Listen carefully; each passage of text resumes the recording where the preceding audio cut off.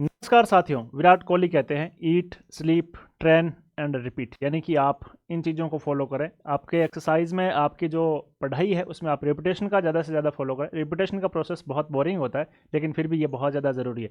स्वागत है मित्रों आप सभी का यूथ एजुकेशन पर। मैं हूं आपका साथी अर्जुन और आज के सेशन में हम चैप्टर 3 के एमसीक्यूज़ के बारे में देखेंगे। मित्रों, आप सब ने पिछले सेशंस में लगातार ढेर सारा प्यार दिया, ढेर सारा स्नेह दिया। मैं इनके इस स्नेह के लिए, आपके इस स्नेह के लिए, आपके इस प्यार के लिए आपसे बहुत धन्यवाद ज्ञापित करता हूं। आपसे आपके इस आशीर्वाद के लिए मैं अभिभूत हूं और यही स्नेह इस परिवार को बड़ा बनाएगा, यही स्नेह आपके अपने इस यूथ एजुकेशन परिवार को बड़ा बनाएगा। मित्रों, आपकी जानकारी के लिए मैं बता देता हूं कि यूथ एजुकेशन पर आप जाओगे तो जूनियर अकाउंटेंट में पेपर 2 में जीएफ एंड आर पूरा का पूरा यहाँ पर आपको फ्री मिल जाएगा और बहुत बेहतरीन ढंग से मिलेगा। पहला चैप्टर है, उसका एक अलग वीडियो है, वहाँ जाकर के आप पूरी की पूरी थ्योरी पढ़ें। उसके बाद आपके सारे एमसीक्यूज है, वहाँ जाकर के आप सारे एमसीक्यूज पढ़ें। फिर चैप्टर 2 है, चैप्टर 2 की थ्योरी है, फिर चैप्टर 2 के एमसीक्यूज है। बहुत जल्द मैं आपके सामने जो पिछला पेपर हुआ था उस पेपर का सॉल्यूशन लेकर के आ रहा हूँ। वहाँ से आपको पता चलेगा कि किस तरह के सवालों का लेवल आ रहा है, हमारे एमसीक्यूज के सवालों का लेवल क्या है। और उसके साथ साथ बहुत सारे स्टूडेंट्स की क्वेरी ये रहती है कि सर हमें जीए में बहुत कन्फ्यूजन है। एक ऐसा सेशन लेके आऊँगा मैं जिसमें सारे जीए आपको बहुत आसान भाषा में समझा दूंगा, बहुत सरल भाषा में, कि उस जीए का फॉर्मेट क्या है, उसके सब्जेक्ट क्या है, उससे संबंधित नियम क्या है, क्या बात लिखी गई है। तो देखिए, आपकी जानकारी के लिए बता देता हूँ मित्रों, प्लेलिस्ट बना दी गई है। इस प्लेलिस्ट में जाकर के आप यूथ एजुकेशन चैनल पर जाओगे तो आपको एक प्लेलिस्ट मिल जाएगी। अभी तक एकमात्र प्लेलिस्ट बनी है और उसमें पहले आपको स्ट्रेटेजी का वीडियो मिल जाएगा, फिर आपको वहाँ पर जीएफ एंड आर का चैप्टर 1 मिल जाएगा, फिर चैप्टर 1 के सारे एमसीक्यूज मिल जाएंगे, चैप्टर 2 मिल जाएगा जो नियम 5 से 26 तक है, फिर चैप्टर 2 के एमसीक्यूज मिल जाएंगे। पिछले सेशन में हमने देखा था चैप्टर 3 नियम 27 से 41 तक, और इसके बाद इस सेशन को भी मैं वहाँ पर जो है इस प्लेलिस्ट में ऐड करवा दूंगा। मित्रों, इन सब की पीडीएफ भी हमने अपने स्टूडेंट को अवेलेबल करवाई है, वो है यूथ एजुकेशन के टेलीग्राम चैनल पर आप जाइए और उस टेलीग्राम चैनल का लिंक मैं इस वीडियो के पिन कमेंट में पिन करवा दूंगा। वहाँ जाकर के आप ज़रूर ज्वाइन कर लीजिएगा। वहाँ से आपको सारी की सारी पीडीएफ है जो इस 4 के पैनल की, आपको वहाँ पर मिल जाएगी। तो जनता जनार्दन की जय बोल के शुरू करते हैं आज के सेशन की शुरुआत। ये जो मित्रों जो हमारे क्वेश्चन है एमसीक्यूज, ये है आपके चैप्टर 3 से। चैप्टर 3 का नाम है राजस्व एवं प्राप्तियां। चैप्टर 3 का नाम क्या है? राजस्व एवं प्राप्तियां। यदि इसकी आपको थ्योरी पढ़नी है तो पिछले वीडियो में जाइए और आप थ्योरी पढ़ सकते हैं यहाँ से। Revenue and receipts. यदि इसमें नियम की बात करें मित्रों तो नियम 27 से लेकर के 41 है और मैंने एक ही वीडियो में, लास्ट वाले वीडियो में, ये सारा का सारा आपको करवा रखा है। इसमें पूरी डिटेल से थ्योरी मैंने आपको करवा रखी है। अब इसके एमसीक्यूज करते हैं। पहला सवाल है मित्रों आपके लिए, वो ये है कि जीए 13 गवर्नमेंट एनेक्स 13 का जो संबंध है वो किससे है? राजस्व संग्रह की मासिक प्रगति रिपोर्ट से, या राजस्व के वर्गीकरण की त्रुटियों के विवरण से, या वसूल किए गए राजस्व की माफी का महालेखाकार को भेजे गए विवरण से, या प्राप्त चेकों की रसीद से। तो देखिए मित्रों, इसका जो राइट आंसर है वो है राजस्व संग्रह की मासिक प्रगति रिपोर्ट से। राजस्व संग्रह की जो मासिक प्रगति रिपोर्ट है, इससे संबंधित 2 जीए है मित्रों। एक आपका जीए 13 है और दूसरा इसी से संबंधित जीए 14 भी है, जीए 14 भी है। राजस्व के वर्गीकरण की त्रुटियों का यदि आपको विवरण पढ़ना है तो इसके लिए आप जो फॉर्मेट है वो जीए 15 बनाएगा, और वसूल किए गए राजस्व की माफी का महालेखाकार को भेजे गए विवरण जीए 16 में होगा। ये सारे जीए मैं आपको पुराने और नए एक पूरे अलग सेशन में बहुत ही सरल भाषा में करा दूंगा कि इनसे संबंधित नियम कौन सा है, पुराना जीए का नंबर कौन सा है, नया उसमें क्या है, उस जीए का शीर्षक क्या है, सब कुछ आपको एक अलग टॉपिक बहुत जल्दी मैं आपको यहाँ पर लेकर के आने वाला हूँ। प्राप्त चेकों की रसीद संख्या के बारे में अभी हमने पढ़ा नहीं है, अगले चैप्टर 4 में इसके बारे में पढ़ेंगे। आगे बढ़ते हैं। दूसरा सवाल, नियम 28, इसके अनुसार महालेखाकार अपने लेखों का सारांश किसे भेजेगा या नियंत्रक अधिकारी को भेजेगा? पहली बात तो आपके सवाल यही बन गया कि किसे भेजेगा।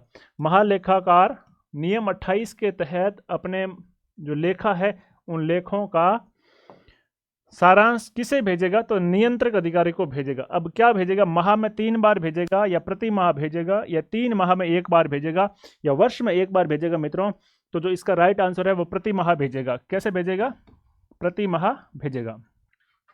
देखिए, नियम नंबर 28, नियम 28 कह रहा है महालेखाकार अपने लेखों का सारांश भेजेगा, किसे भेजेगा? नियंत्रक अधिकारी को भेजेगा। किसे भेजेगा? नियंत्रक अधिकारी को भेजेगा। और नियंत्रक अधिकारी को कैसे भेजेगा, कब कब भेजेगा? तो प्रत्येक माह में एक बार, प्रत्येक माह में एक बार, और वो प्रत्येक माह में एक बार मतलब प्रत्येक माह में उसका अंतिम कार्य दिवस को ये भेजेगा, नियम 28 के तहत। आगे बढ़ते हैं, अगला सवाल। सामान्य वित्तीय एवं लेखा नियम 32 के अनुसार विभागाध्यक्ष राजस्व के संग्रह की प्रगति तथा बजट अनुमानों की सूचना किसे देगा? सामान्य वित्तीय एवं लेखा नियम 32 के अनुसार विभागाध्यक्ष राजस्व के संग्रह की और जो राजस्व के संग्रह की प्रगति एवं बजट के अनुमानों की सूचना किसे देगा? तो मित्रों नियम 32 के अनुसार इसका जो राइट आंसर है वो है वित्त विभाग को। क्या है? 32, नियम 32 कह रहा GF&AR का। इसके अनुसार विभागाध्यक्ष राजस्व के संग्रह की प्रगति और बजट अनुमानों की सूचना वित्त विभाग को देगा। देखिए इसमें जो मित्रों आपको समझ में आ गया होगा नियम 32, और इसमें जो हेड ऑफ डिपार्टमेंट है इसका ये दायित्व है, इसका ये कर्तव्य है कि वो राजस्व के संग्रह की रिपोर्ट, राजस्व के संग्रह जिसमें GA 13 और 14 यूज करेगा। क्या यूज करेगा? GA 13 और 14 यूज करेगा, और इसकी जो रिपोर्ट है वो किसको भेजेगा? वित्त विभाग को भेजेगा। आगे बढ़ते हैं, अगला सवाल। GF&AR के किस नियम के तहत महालेखाकार अपने लेखों का सारांश नियंत्रक अधिकारी को प्रतिमाह भेजता है?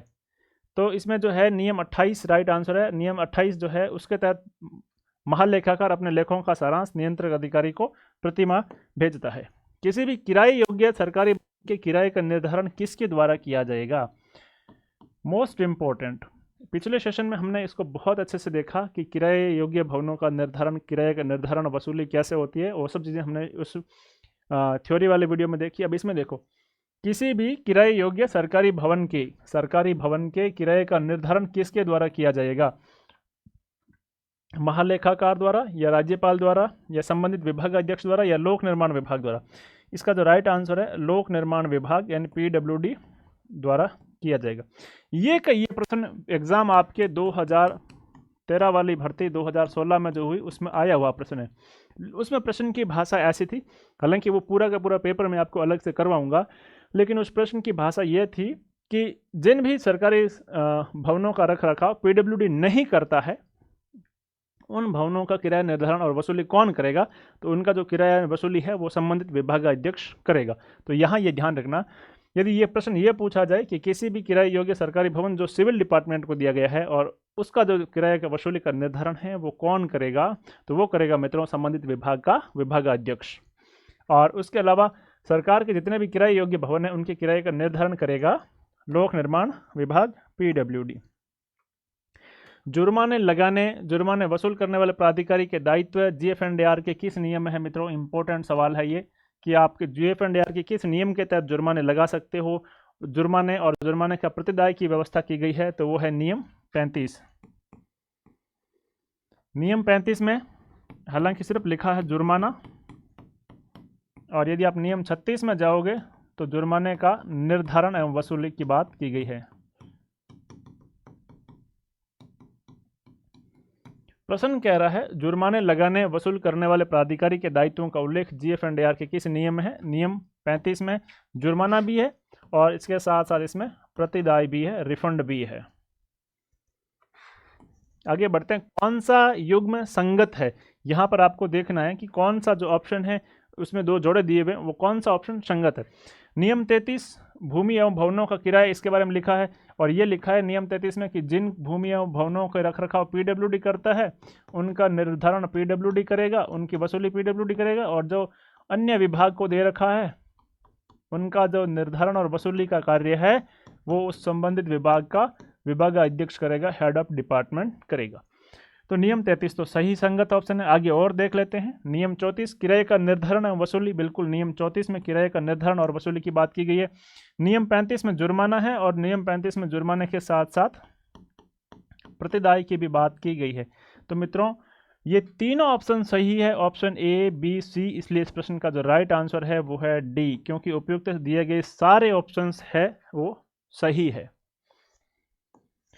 GF&AR के नियम 35 के अनुसार जुर्माने लगाने एवं वसूल करने वाले प्राधिकारी के दायित्वों से संबंधित सही कथन है। इंपॉर्टेंट, जुर्माने लगाने और जुर्माने वसूल करने वाले प्राधिकारी के दायित्वों का जो संबंध है, पहली बात तो है नियम 35 से संबंधित।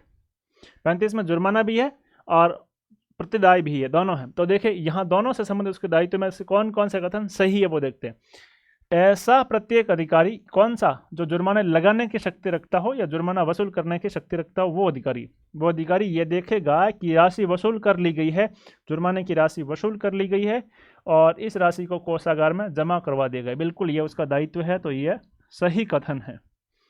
वो ये भी देखेगा कि 2 बार रिफंड तो नहीं कर दिया गया। यदि रिफंड करने की बात हो, रिफंड करने की शक्ति रखने वाला अधिकारी हो, तो वो ये भी देखेगा कि रिफंड कहीं 2 बार तो नहीं कर दिया गया है, या कोषागार में जमा जुर्मानों का ही प्रतिदाय किया जाए, यानी ऐसे रिफंड का ही जो रिफंड किया जाए, ऐसे जो रिफंड जो ट्रेजरी में जमा हो गए उन्हीं का रिफंड हो, जो ट्रेजरी में जमा नहीं हुए उनका रिफंड नहीं किया जाना चाहिए। तो ये तीनों ही बातें, तीनों ही कथन इसमें सही दिए गए हैं, इसलिए जो इसका राइट आंसर है वो है उपयुक्त सभी। ये इसका मित्रों राइट आंसर है।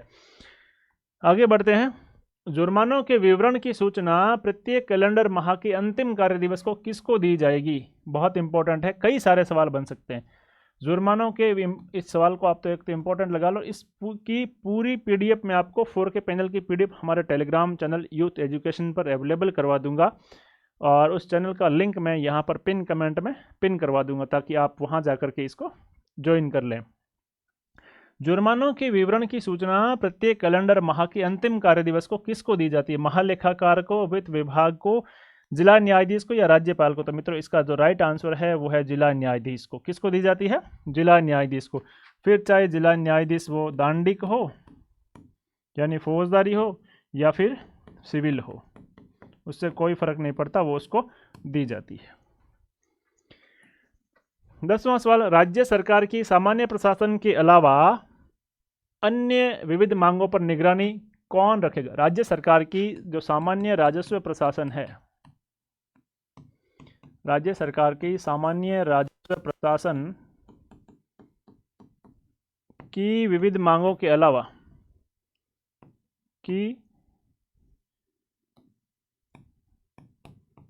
इनकी मांगों के अलावा अन्य जो भी विविध मांग होगी मित्रों, अन्य जो भी विविध मांग होगी, उन विविध मांग का निगरानी कौन करेगा? तो इसका राइट आंसर है उसकी निगरानी करेगा महालेखाकार। राजस्थान सरकार का जो एजी है वो इसकी निगरानी करेगा। ठीक है मित्रों, आपको यहाँ तक तो समझ में आ गया होगा। आगे बढ़ते हैं। विभागाध्यक्ष किसी भी जुर्माने की माफी की सूचना किस प्रपत्र में भेजेगा? ये देख लो आप, ये मैं आपको जब दूसरे ही सवाल में करवा चुका हूँ। विभागाध्यक्ष किसी भी जुर्माने की माफी की सूचना किस प्रपत्र में भेजेगा? राइट आंसर है GA 16 में बना करके भेजेगा। GA 13 और GA 14 राजस्व संग्रहण की सूचना के बारे में भेजेंगे, पहले हम डिस्कस कर चुके हैं।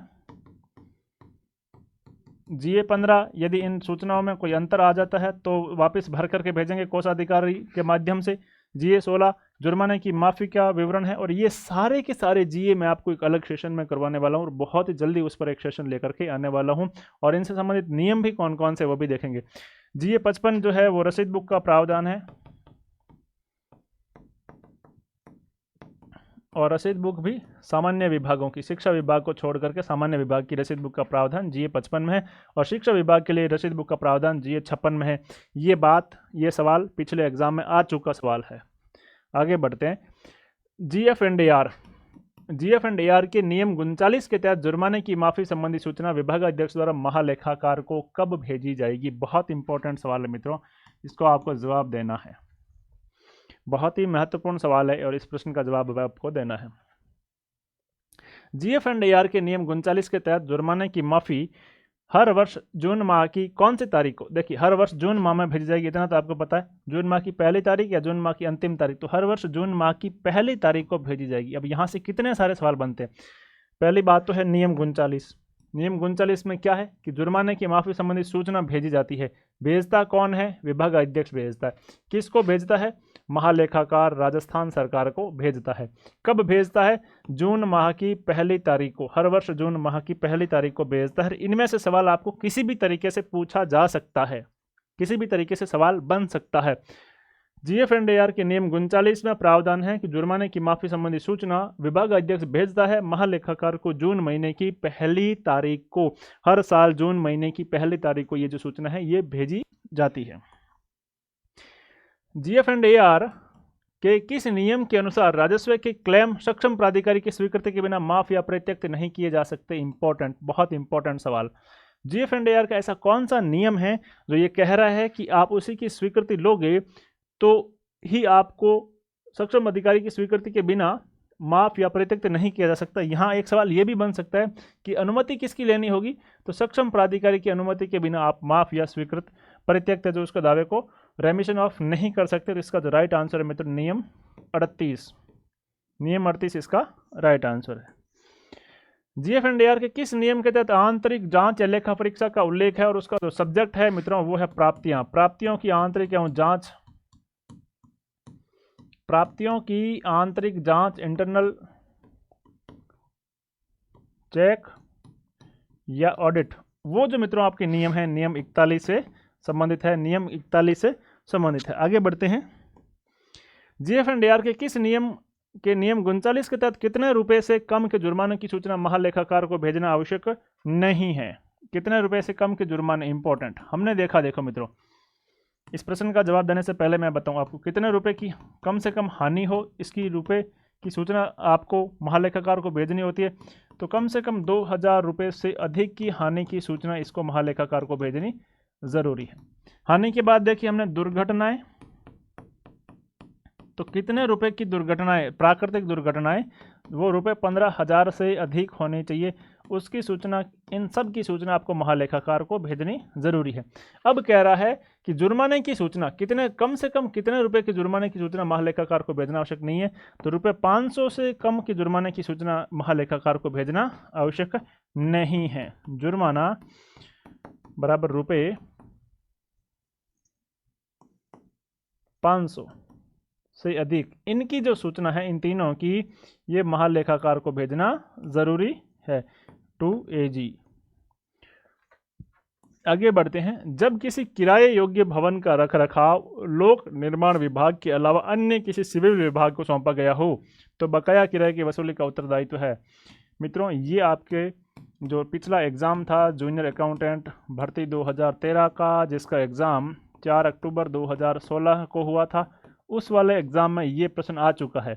और इसी प्रश्न पर हम पहले डिस्कस कर चुके हैं कि सरकार के लिए सभी सरकारी किराए योग्य भवनों का रखरखाव और निर्माण का कार्य लोक निर्माण का विभाग का है और किराए पर दिए गए भवनों का किराया निर्धारण भी लोक निर्माण विभाग करेगा।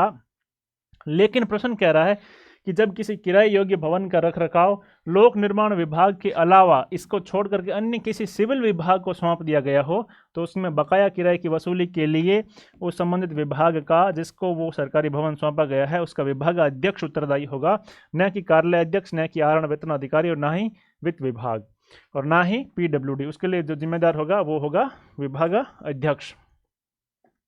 सामान्य वित्तीय और लेखा नियमों के नियम 41 में अधीनस्थ कार्यालयों की आंतरिक जांच या लेखा परीक्षा की व्यवस्था किस संबंध में की गई है? व्यय या रिसिप्ट्स, या व्यय और रिसिप्ट दोनों से संबंधित, और नियम 41 में ऐसी कोई व्याख्या नहीं है। तो सिर्फ और सिर्फ रिसिप्ट से संबंधित इंटरनल ऑडिट और इंटरनल चेक की व्यवस्था इसमें मित्रों की गई है। सामान्य वित्तीय एवं लेखा नियम के नियम 27 में वांछित है कि विभागाध्यक्ष अपने अधीनस्थ अधिकारियों से मासिक लेखे निर्धारित फॉर्म में प्राप्त करें। किस फॉर्म में प्राप्त करें? तो इसके लिए दो फॉर्म में GA13 भी है और GA14 भी है। ये दोनों इसके अनुसार राइट आंसर है। आपके एग्जाम में ऐसा कोई प्रश्न नहीं आएगा जिसमें दोनों राइट आंसर हो। जियो के बारे में हम अलग से पूरी की पूरी क्लास के ऊपर डिस्कस करेंगे, या मैं चाहता तो आपको टाइप की इसकी जगह कुछ अलग कर देता एक उत्तर करने के लिए, लेकिन याद रखने के लिए मैंने जानबूझ करके आपको दोनों टॉपिक, दोनों ऑप्शन सही दिए हैं। कि सामान्य वित्तीय और लेखा नियम के नियम 27 में यह वांछित है कि विभागाध्यक्ष अपने अधीनस्थ अधिकारियों से मासिक लेखे निर्धारित फॉर्म में प्राप्त करें, तो GA13 और GA14 दोनों में प्राप्त करेगा। सरकार को देय किसी राशि को बिना पर्याप्त कारण के बकाया नहीं छोड़ा जाएगा। इंपॉर्टेंट है, बहुत इंपॉर्टेंट सवाल है। इस सवाल में प्रश्न में बहुत अच्छा प्रश्न है, आने जैसा प्रश्न है, पहले कर चुके हैं। सरकार को दे किसी राशि को बिना पर्याप्त कारण के बकाया नहीं छोड़ा जाएगा, यह प्रावधान GF&AR के नियम नंबर 30 में उल्लिखित है। नियम 30 इसकी व्याख्या करता है। डैश डैश की स्वीकृति के बिना राजस्व के किसी क्लेम को माफ या स्थगित नहीं किया जा सकता। बहुत इंपॉर्टेंट सवाल, पहले भी पढ़ चुके हैं। सक्षम प्राधिकारी, किसकी अनुमति जरूरी है? सक्षम प्राधिकारी के हस्ताक्षर के बाद ही राजस्व के किसी क्लेम का सेटलमेंट किया जा सकता है या उसे छोड़ा जा सकता है, रेमिशन ऑफ किया जा सकता है। मित्रों, उम्मीद करता हूं कि आपको ये सेशन अच्छा लग रहा है। आप अपने साथियों के साथ शेयर करके इस यूथ एजुकेशन परिवार को बड़ा बनाने में सहयोग करेंगे। आप सभी से उम्मीद ये की जा सकती है कि आप अपने साथ हर एक नए साथी को जोड़ने का प्रयास करेंगे और इस सेशन को लाइक करेंगे। यदि आप चैनल पर नए हैं, पहली बार आए हैं, तो इस चैनल को सब्सक्राइब कर लें। इस वीडियो के पिन कमेंट में दिए गए टेलीग्राम चैनल के लिंक पर जाकर के टेलीग्राम चैनल को ज्वाइन कर लीजिएगा। वहाँ पर आपको बहुत बेहतरीन कंटेंट और यहाँ पढ़ाए गए सारे कंटेंट की 4K पैनल की PDF आपको मैं वहाँ पर अवेलेबल करवा दूंगा। आप सभी मिलकर के ही इस यूथ एजुकेशन परिवार को बड़ा बना सकते हैं। इस सेशन को लाइक ज़रूर करें और आगे बढ़ें। मैं जेन्युइनली ये जानना चाहता हूँ कि आपको ये सेशन कैसे लग रहे हैं, आप कमेंट करके ज़रूर बताएं। आगे बढ़ें। प्रत्येक नियंत्रक अधिकारी का कर्तव्य है कि वह सरकार की प्राप्तियों का नियम नंबर 27, नियम नंबर 27, आप जितनी बार इनको GF&AR और RSR को रिपीट करेंगे ना, उतना ही आपके लिए फायदा होगा। प्रत्येक नियंत्रण अधिकारी, पहला तो यहां समझ लीजिएगा कि किसका नियम 27 किसकी बात कर रहा है, तो नियंत्रण अधिकारी की बात कर रहा है और उसके कर्तव्यों की बात कर रहा है कि वह सरकारी प्राप्तियों का नियमित एवं तुरंत निर्धारण करें, असेसमेंट उसका जल्दी हो और सही से हो। बिल्कुल सही बात है। तुरंत वसूली और लेखांकन करें और इसको जो है भारत की राज्य की संचित निधि या लोक लेखा निधि जिसमें वो धन जमा करने योग्य है या वो प्राप्ति जमा करने योग्य उसमें जमा कराएं। तो ये तीनों ही बातें सही है, इसलिए जो इसका मित्रों राइट आंसर है वो राइट आंसर क्या होगा इसका? डी, क्योंकि उपयुक्त सभी वाली बात इसमें सही बैठ रही, तीनों की सही है। और इसका जो संबंध है मित्रों नियम नंबर 27 से है। कार्यालय में प्राप्ति एवं व्यय पर नियंत्रण के लिए निम्नलिखित ऑडिट की व्यवस्था होती है। ये भी इंपॉर्टेंट सवाल है, आप इसको भी इंपॉर्टेंट लगा लीजिएगा। मैंने बहुत इंपॉर्टेंट सवाल आपके लिए छांटे हैं और ये सारे आज के सेशन में जितने भी आप MCQs देख रहे हैं ना, ये आपके GF&AR के चैप्टर 3 से संबंधित है। कार्यालय में प्राप्ति एवं व्यय पर नियंत्रण के लिए निम्नलिखित ऑडिट की व्यवस्था होती है। कौन सी ऑडिट की व्यवस्था होती है मित्रों? तो आंतरिक जांच की ऑडिट की व्यवस्था होती है और महालेखाकार की AG ऑडिट भी होती है, दोनों होती है। तो उपयुक्त दोनों जो होती है वो ऑप्शन C में है, इसलिए ये इसका राइट आंसर है। 23वां सवाल, नियंत्रक अधिकारी का यह कर्तव्य है कि वह देखे कि सरकार को देय समस्त राशियां नियमित एवं तुरंत निर्धारित एवं वसूल कर लेखांकित की जाकर राज्य की संचित निधि या लोक लेखा निधि में विधिवत रूप से जमा करा दी गई हो। यह GF&AR के नियम नंबर 27 में उल्लिखित है। हम इसके बारे में बहुत अच्छे से पिछले 1-2 सवाल में कर चुके हैं। प्रश्न संख्या 24, सामान्य राजस्व प्रशासन के अंतर्गत नहीं आने वाली सरकार की विविध मांगों जैसे अन्य राज्यों से स्वाध्याय वहाँ से वसूल आदि करने में से इसको जो है वो कौन देखेंगे? अभी हम इसके बारे में भी पहले प्रश्न में देख चुके हैं कि जो सरकार की सामान्य राजस्व प्रशासन की मांग नहीं है और उनके अलावा जो अन्य मांग है उनको राज्य का महालेखाकार उन पर कंट्रोल रखेगा। उनकी वसूलियाँ करने का निर्धारण राज्य के AG का होगा।